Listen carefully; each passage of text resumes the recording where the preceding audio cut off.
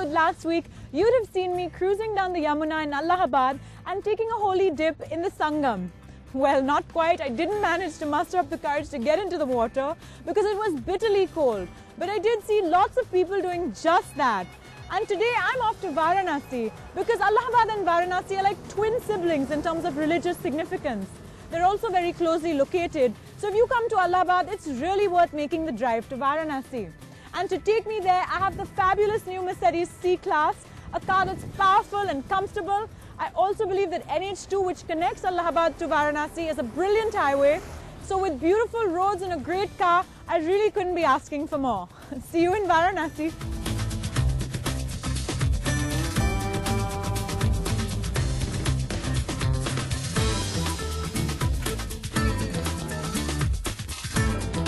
To get to Varanasi from Allahabad, you continue on NH2, and the new C-Class, producing about 181 bhp and 300 Nm of torque, ensures that this is a very enjoyable journey. And once I get to Varanasi, I'm sure there will be lots to discover. Also known as Kashi, or the City of Life, and Banaras, Varanasi is one of the world's oldest cities and is regarded as one of Hinduism's 7 holy cities. But time to breathe in some fresh air now.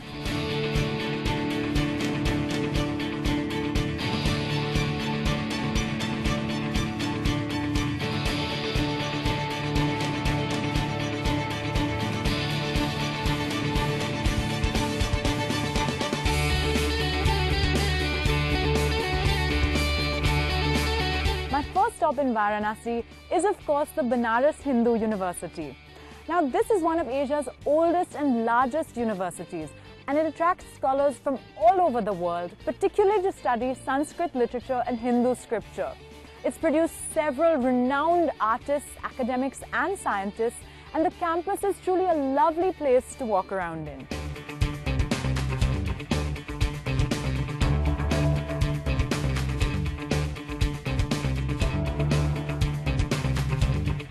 Banaras Hindu University is one of the largest residential universities in Asia, with over 20,000 students. It's a serene oasis amidst the hustle-bustle of the city. But it's that very chaos I'm here to experience, so it's time I head to the Ghats.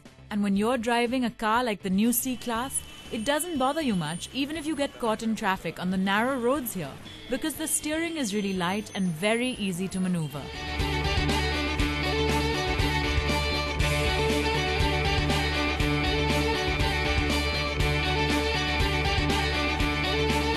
Well, once again I find myself on a boat floating down the river Ganga, but I'm not complaining because I'm sure this time it's going to be just as wonderful as it was in Allahabad as well.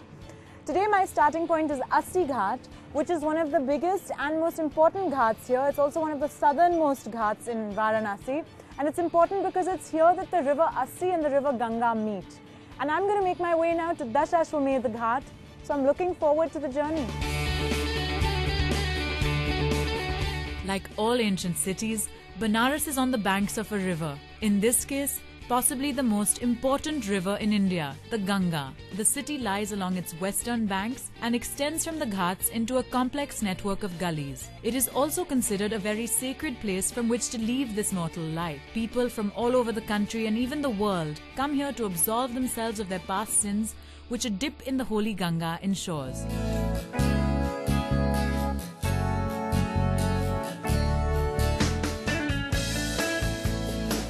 After a short boat ride, I've arrived at Dashashwamedh Ghat, which is one of Varanasi's most colourful and lively ghats.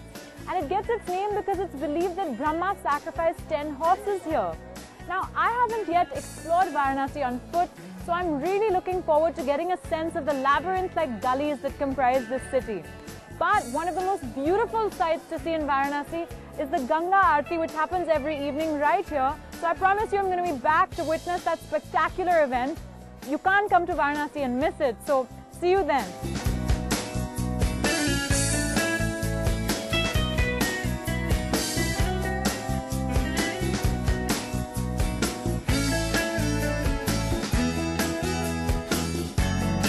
Walking along the ghats and gullies as narrow as this is an experience which only Varanasi can offer.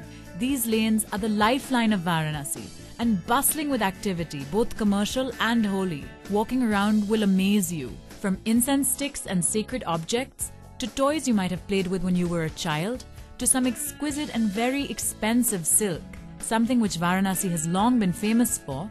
There's lots of wonderful things on offer. And at this point, my womanly instincts take over and it's time to see one of the most famous products from Varanasi, the silk saris.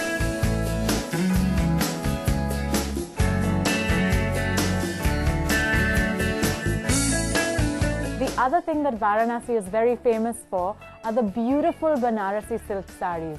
And as a woman, this is something I was extremely excited about, to see these exquisite textiles. You know, these Banarasi silks are some of the finest in the country, and they're very well known for this beautiful zari and embroidery work that you see here. In fact, they're the pride of many women.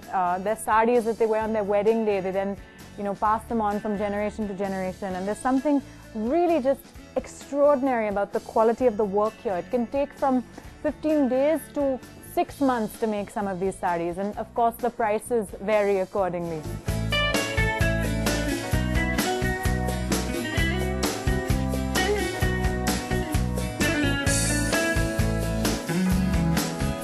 Varanasi is a famously holy city, and this could not be more evident than when you walk around. The streets are dotted with temples of all sizes. You can visit the holiest of them all, the Kashi Vishwanath temple at Gudulia, making your way through the by-lanes. Or you could go to the new one at the BHU campus and walk around.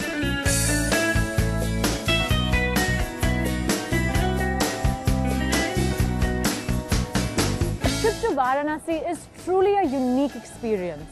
Nothing that you would have read or heard or seen about this place from second-hand sources can quite prepare you for the magic of actually being here. Whether it's walking through those gullies or across the ghats, or even taking a boat across the Ganga, there's something just inexplicable about the flavor of this city that you have to come and see for yourself. But as I promised, before I go, I'm going to leave you with another beautiful sight, which is going to take place right here, the evening Aarti.